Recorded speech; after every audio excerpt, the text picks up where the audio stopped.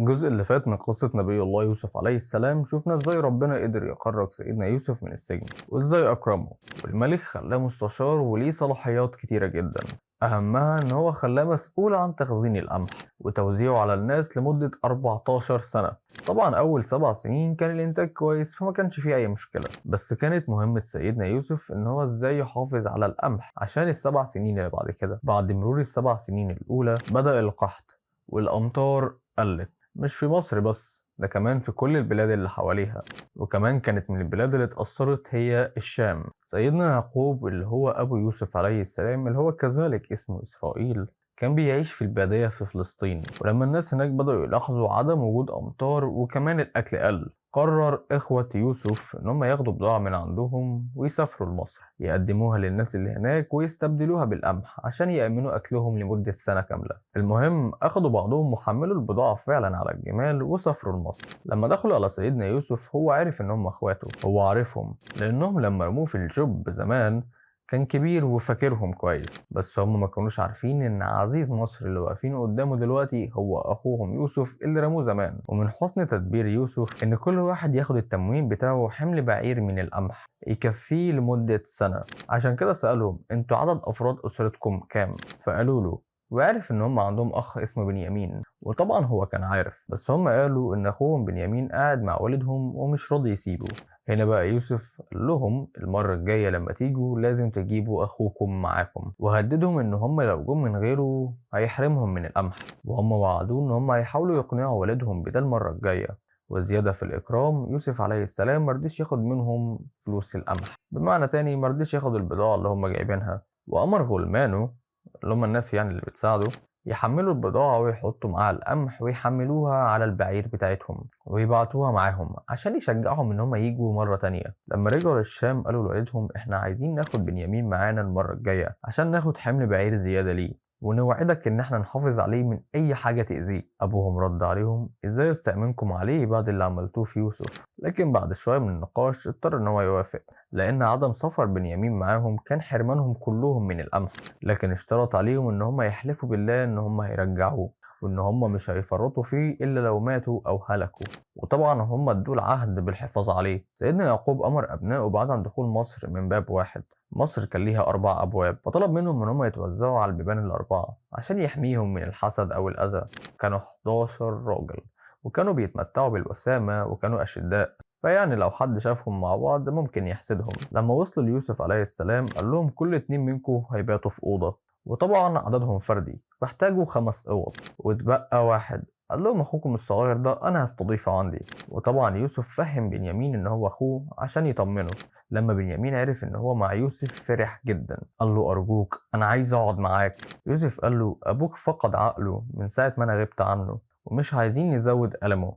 لكن بنيامين صمم إن هو ما يرجعش معاهم، فقرر يوسف إن هو يتهمه بالسرقة عشان يحتفظ بيه. هنا هنقف لحظة ونحكي حكاية تانية. إن هو يوسف عليه السلام حصلت له قصة زي دي وهو صغير. عمته اتهمته بالسرقة عشان يفضل معاها، لأن شريعة يعقوب بتقول إن اللي يسرق يبقى عبد عند اللي سرقه، وده كان إلهام ليوسف عليه السلام عشان يحتفظ ببنيامين بإنه يتهمه إن هو سرقه. وفعلا هما بيجهزوا الجمال لإخوة يوسف اللي عليها القمح حطوا صواع الملك في الحاجة بتاعت بنيامين، والصواع بتاع الملك ده عبارة عن كوباية فضة الملك بيشرب فيها مية. وأول ما القافلة كانت جاهزة إنها تتحرك نادى حد من العمال إن صواع الملك مفقود ولازم يكون حد من القوافل دي هو اللي خده. بدأ إخوة يوسف إن هم يدافعوا عن نفسهم وقالوا إحنا مش جايين عشان نفسد في الأرض، واحنا ما نسرقش ابدا، ده احنا مكممين افواه الجمال بتاعتنا عشان ما تاكلش من زرع الناس واحنا ماشيين، يبقى ازاي نسرق؟ غلمان يوسف قال لهم طيب لو ثبت انكم كذابين ايه جزات السارق عندكم؟ قالوا له في شريعتنا جزاته ان هو يبقى عبد عند اللي سرقه. وبداوا يفتشوا في القوافل بتاعت الاخوه وخلوا القافله بتاعت بنيامين هي اخر واحده عشان يكون واضح انهم فتشوا الكل يعني. ولما فتشوا لقوا الصواع في قافلة بنيامين. إخوة يوسف حسوا بالذنب ونزلوا دماغهم على الأرض وراحوا يعاتبوا بنيامين، لكن هو أنكر وقال أنا ما أعرفش أي حاجة عن الموضوع ده. قالوا له أكيد أنت اللي خدته، أنت عامل زي أخوك اللي سرق عمته قبل كده.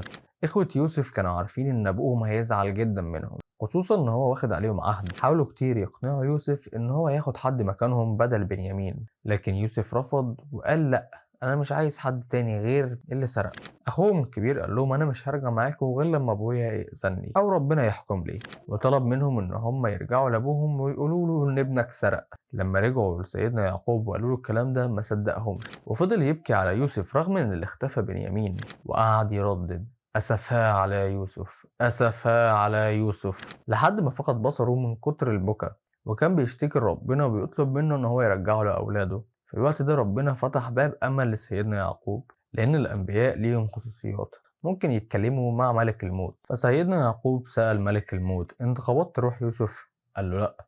قال له أمال هو فين؟ فأشار ناحية مصر. سيدنا يعقوب فكر إن ممكن يكون فعلا عزيز مصر هو يوسف، لأن هو عامل ولاده كويس قوي ورجع لهم البضاعة بتاعتهم مع القمح، وكان حريص إن أخوه يروح معاهم، في احتمال كبير إن هو فعلا يكون يوسف. يعقوب عليه السلام طلب من ولاده إن هم يرجعوا مصر ويبحثوا عن يوسف ويعرفوا أخبار أخوه وما ييأسوش من الموضوع، واداهم رسالة يديها ليوسف اللي هو عزيز مصر. لما إخوة يوسف راحوا لمصر كانوا منكسرين جدا، وظهر البؤس في وجوههم، وقعدوا يعيطوا ما بين إيد يوسف وقالوا له يا عزيز مصر لقد مسنا وأهلنا الضر، وحتى البضاعة اللي معانا بضاعة رديئة محدش راضي إن هو ياخدها، وإحنا محتاجين إنك توفي الكيل لينا، وزي ما اتعودت أنت تدينا كويس وتتصدق علينا وربنا هيجازيك كل خير.